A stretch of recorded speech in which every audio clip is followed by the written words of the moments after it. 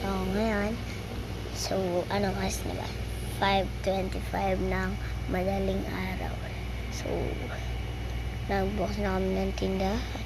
Pero sila hindi pa tulog. Pero sila hindi pa gising sila. Guys, nagising na sila kanina. So, ako naman dito. Ang lamig dito.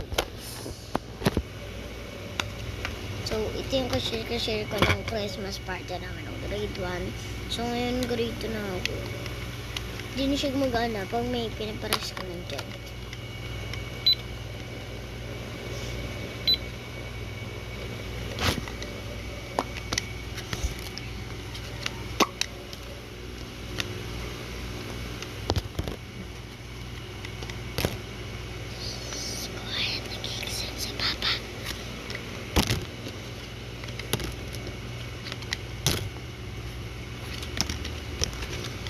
Mama naman, pinayagan ako mag-piyat.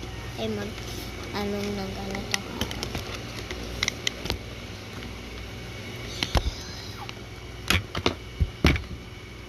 Lo.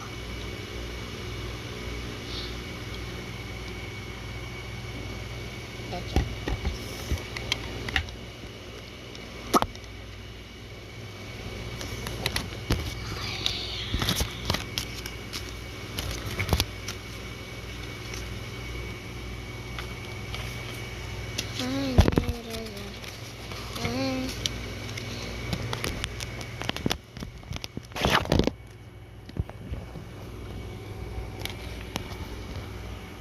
So, ito nga pala yung notebook ko, yung nasa akong guide ko.